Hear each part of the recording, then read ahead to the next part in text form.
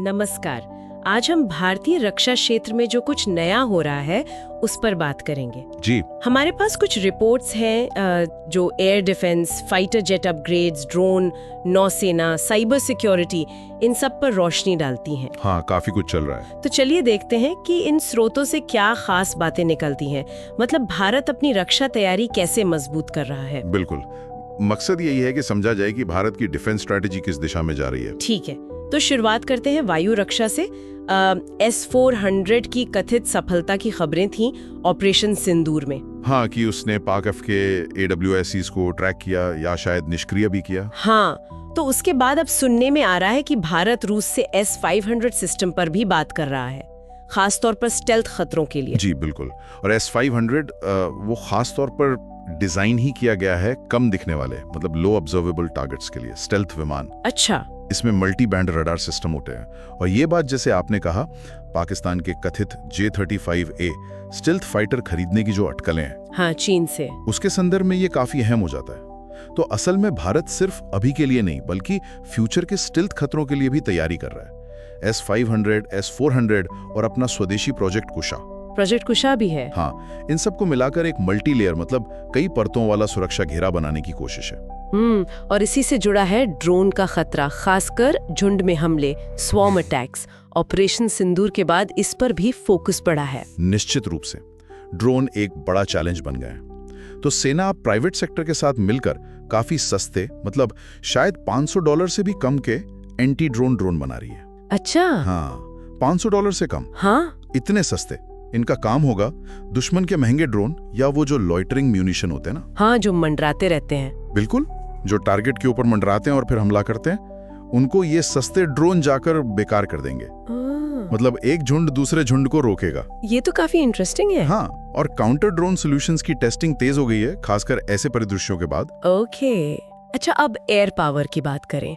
Su-30 MKI हमारा main fighter jet, उसको super 30 बनाने की बात चल रही है। एक नया 64-बिट मिशन कंप्यूटर लग रहा है। ये तकनीकी बात है, पर इसका मतलब क्या है असल में? ये बहुत बड़ा अपग्रेड है, बहुत बड़ा। अभी जो कंप्यूटर है वो 32 बिट का है, करीब 25 साल पुराना हो गया है। 25 साल? हाँ, तो ये नया 64-बिट कंप्यूटर, जो असल में तेजस MK-1A और MK-2 के लिए डेवलप हुए कंप्यूटर पर बेस्ड है। अच्छा, स्वदेशी। हाँ, ये विमान की प्रोसेसिंग पावर, सेंसर फ्यूजन, मतलब अलग अलग सेंसर से मिली जानकारी को मिलाकर एक साफ तस्वीर बनाना और उसकी पूरी लड़ाई की क्षमता को जबरदस्त तरीके से बढ़ा देगा। मतलब समझ लीजिए कि ये उसे लगभग 5th पीढ़ी के जेट के करीब ले आएगा। वाह, तो Su-30 और भी खतरनाक हो जाएगा। बिल्कुल। और मिराज 2000 का क्या? वो पुराने हो रहे हैं लेकिन उन्हें भी अपग्रेड किया जा रहा है। हाँ, उन पर भी विचार चल रहा है, खासकर उन्हें स्वदेशी एस्ट्रा MK-1 मिसाइल से लैस करने का, जो पुरानी फ्रेंच माइका मिसाइलें हैं उनकी जगह। अच्छा, ताकि वो भी लंबे समय तक काम आ सके। जी, कोशिश यही है कि वो 2040 तक रेलेवेंट रहें। ठीक है, अब आते हैं स्वदेशी ड्रोन टेक्नोलॉजी पर। IIT कानपुर का सबल 50 ड्रोन, इसकी काफी चर्चा है। कहते हैं भारत के सबसे एडवांस ड्रोन्स में से एक है। हाँ, ये काफी प्रभावशाली है। इसकी खासियतें देखिए, 50 किलो वजन उठा सकता है। 50 किलो? जी, और 17,000 फीट की ऊंचाई तक ऑपरेट कर सकता है। काफी ऊंचा है ये तो। बिल्कुल, और इसका डिजाइन वो चिनूक हेलीकॉप्टर जैसा टेंडम रोटर वाला है, मतलब 2 मेन रोटर। इससे इसे स्टेबिलिटी और लिफ्टिंग पावर अच्छी मिलती है। तो ये लॉजिस्टिक्स और निगरानी दोनों के लिए काम आएगा, खासकर मुश्किल इलाकों में, जैसे सियाचिन। हाँ बिल्कुल, सियाचिन जैसे हाई एल्टीट्यूड एरिया के लिए ये गेम चेंजर हो सकता है। सामान पहुंचाना, नजर रखना, दोनों काम। और एक और बात है ड्रोन से जुड़ी। क्या? हर इन्फेंट्री बटालियन में FPV ड्रोन प्लेटून बनाने की योजना है, फर्स्ट पर्सन व्यू वाले ड्रोन्स। अच्छा, FPV ड्रोन्स, हाँ, जैसे गेमिंग में होते हैं। हाँ, कुछ वैसा ही। इससे जमीनी स्तर पर सैनिकों को सीधी सामरिक जानकारी और हमला करने की क्षमता मिलेगी। ये यूक्रेन युद्ध में भी काफी इस्तेमाल हुए हैं। ये तो बिल्कुल नई बात है। अब जरा नौसेना की तरफ देखें। INS तमाल का एक वीडियो आया था जिसमें ब्रह्मोस मिसाइल समंदर की सतह से बिल्कुल चिपक कर, मतलब 3-4 मीटर ऊपर उड़ रही थी। ये कितना अहम है? ये सी स्किमिंग क्षमता ब्रह्मोस को लगभग अजेय बना देती है। अजेय? हाँ, सोचिए, इतनी नीची उड़ान और स्पीड मैक 2.8 से भी ज्यादा, मतलब आवाज से लगभग 3 गुना तेज। ऐसे टारगेट को किसी भी जहाज के डिफेंस सिस्टम के लिए पकड़ना और मार गिराना बेहद मुश्किल है। तो ये हिंद प्रशांत में हमारी नौसेना की ताकत को काफी बढ़ा देता है। बिल्कुल, ये एक बड़ा डेटरेंट है। तो ये सारी एडवांस टेक्नोलॉजी हवा में, जमीन पर, समंदर में, लेकिन इन सबको सुरक्षित रखना भी तो जरूरी है।